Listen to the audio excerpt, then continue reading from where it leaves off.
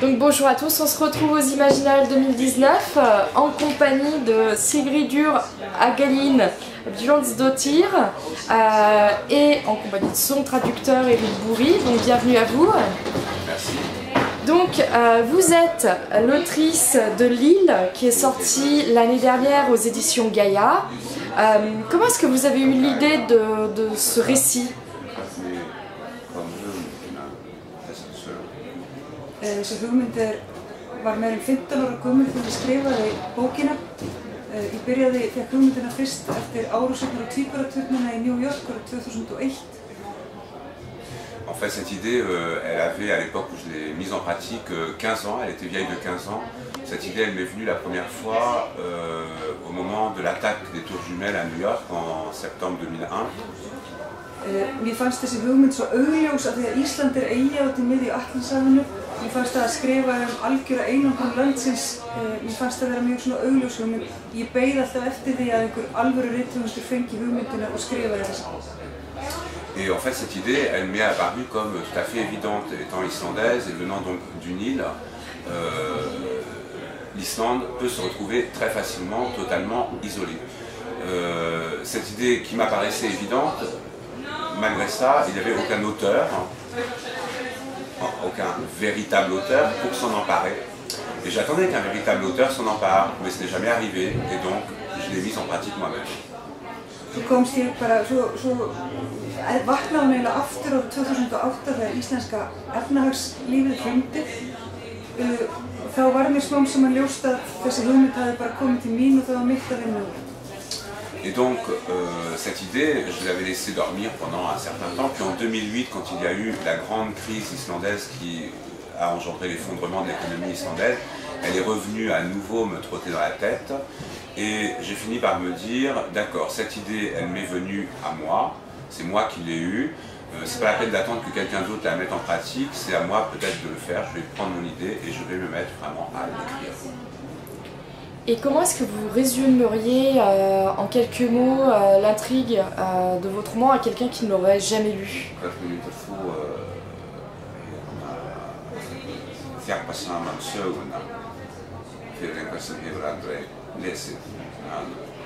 Þessi saga það sem gerist þegar Ísland einangrast algjörlega frá umheiminum án nokkurra skýringa.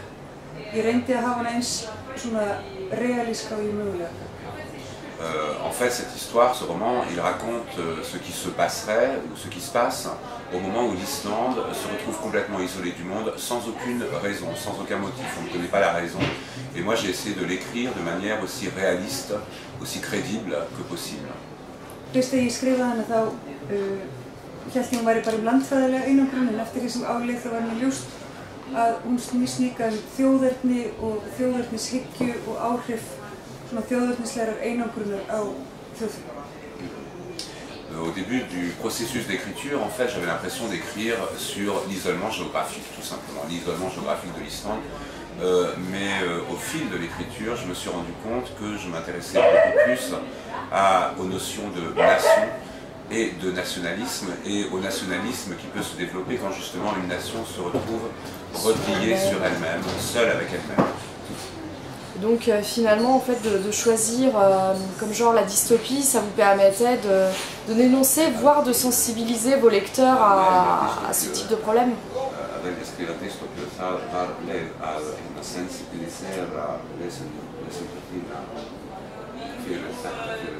Ou vous aviez un autre but?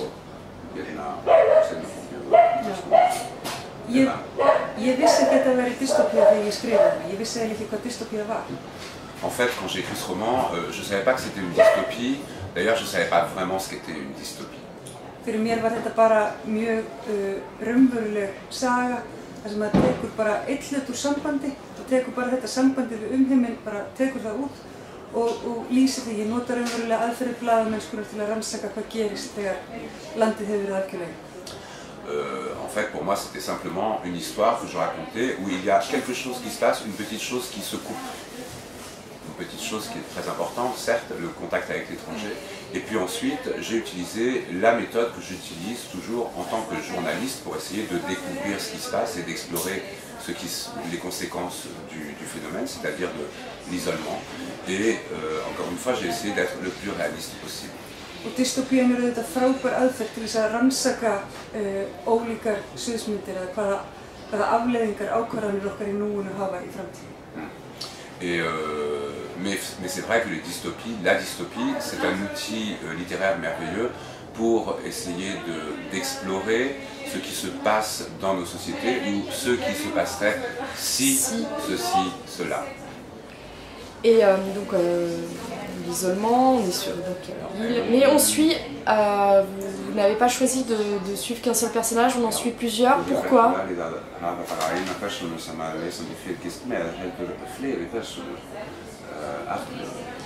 Ég held að þetta er bara einföld leið í fréttamennsku til að gera söguna áhugaverðari eftir þess að þú tengir þetta við fleiri lifandi sögur og segir frá örlögum fólks þeim mun áhugaverðari verður sögur. Je pense que ça fait partie justement des méthodes journalistiques, c'est-à-dire que pour brosser une image d'ensemble de quelque chose, c'est bien d'avoir plusieurs voix, plusieurs points de vue.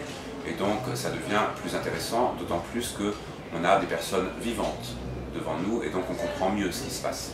Það áhugavert að lýsa annars vegar sögu valdhafans þar sem ræður, sögu þar sem verður undir og sögu þar sem raunverulega fylgist með aðkomu.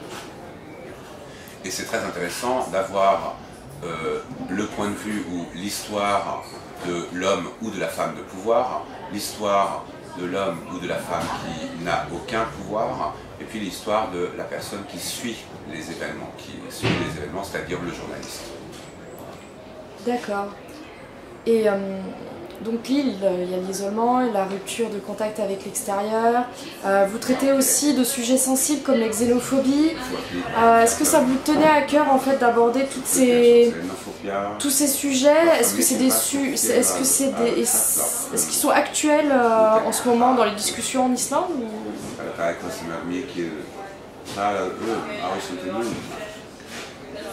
Nei, raunverulega ekki.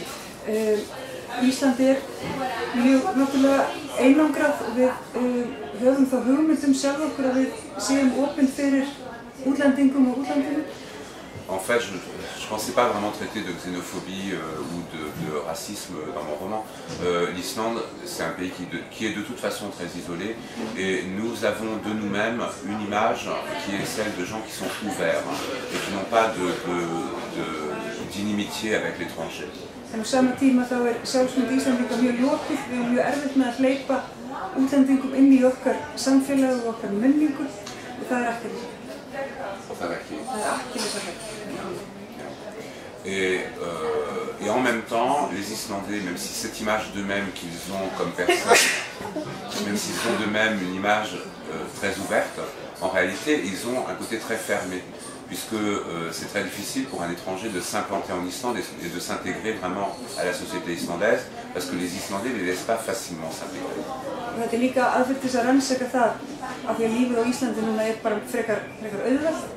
Þetta aðferð til að rannsaka það hvernig bregðumst við ef að lífið verður raunverulega erfitt, hverjir verða hluti af þjóðinni og hverjum útskúfum. Et ce roman, c'est aussi c'est aussi quelque chose dans lequel j'explore diverses choses. En ce moment, la vie en Islande est plutôt facile. On ne manque de rien, on n'est pas pauvre, tout va grosso modo bien. Maintenant, qu'est-ce qui se passerait si tout à coup on n'avait plus rien? Qui seraient les privilégiés et qui seraient les gens qu'on mettrait de côté, qu'on exclurait? Ça pose beaucoup de questions. Et est-ce que vous avez eu des sources d'inspiration pour ce roman, d'autres auteurs, ou des films, ou même de l'actualité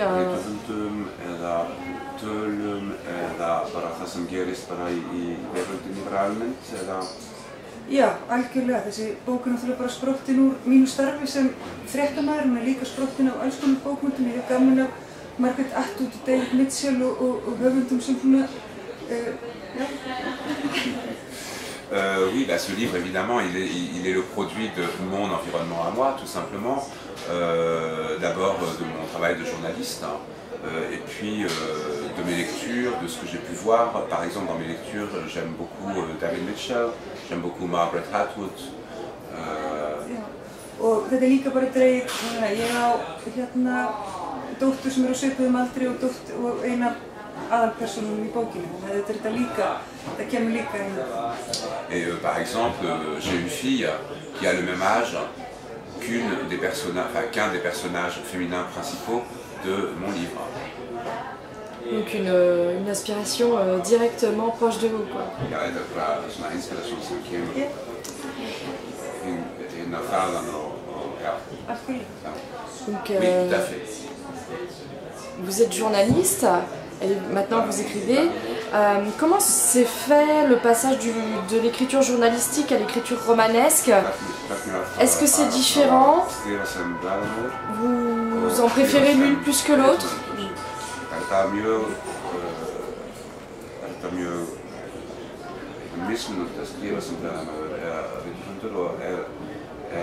Eitthvað sem þér finnst best að gera, meira gaman að gera. Þetta er gjörólíkt. Í blaðamennskunni hefur maður alltaf mjög stífan ramma, maður verður að halda sig við raunveruleikann, staðreyndirnar, það sem er sagt og það sem er gert. Það fylgir í algjört frelsi að brjóta það af sér og skrifa skáldskap. En fait, c'est complètement différent parce que dans le journalisme, on a un cadre extrêmement défini, extrêmement rigide. On doit parler des faits, de ce qui est dit, de ce qui se passe. Et c'est très très agréable quand on écrit justement un roman de pouvoir éclater ce cadre et sortir complètement de ce carcan en fait. Ég ætlaði fyrst að vinna úr þessu efni eða þessari hugmynd sem blaðamaður og svo áttaði mig á því að ég þurfti að grípa til skáldskaparins til þess að segja þessu sögu og rannsaka hugmynd. Au départ, effectivement, j'avais pensé traiter ce sujet-là, donc ce sujet de l'isolement et tout ça, d'un point de vue presque purement journalistique. Et puis, très rapidement, en écrivant, je me suis rendu compte que je devais recourir à la création littéraire, à vraiment ce qu'on appelle l'écriture, quoi. D'accord. Et maintenant, alors, après Lille, est-ce que vous avez d'autres projets en cours à venir? Það kom út bók núna fyrir jólin sem Erik ætlar að þýða núna á næstu mánuðum. Hún er allt öðruvísi, hún er ekki framhaldsaðeina. J'ai publié un livre l'automne dernier qu'Eric va traduire dans les mois qui viennent. C'est un livre qui n'a absolument rien à voir avec Lille, ce n'est pas la suite, c'est un livre totalement indépendant de Lille. Un peu de teasing, non? Quelques mots sur l'intrigue? Je ne sais pas si vous avez le droit. Það er eiginlega fjölskyldudrama, getur ekki sagt það? On peut dire que c'est un drame familial. D'accord. Voilà. En tout cas, merci beaucoup d'avoir répondu à ces quelques questions. On vous souhaite un très bon salon.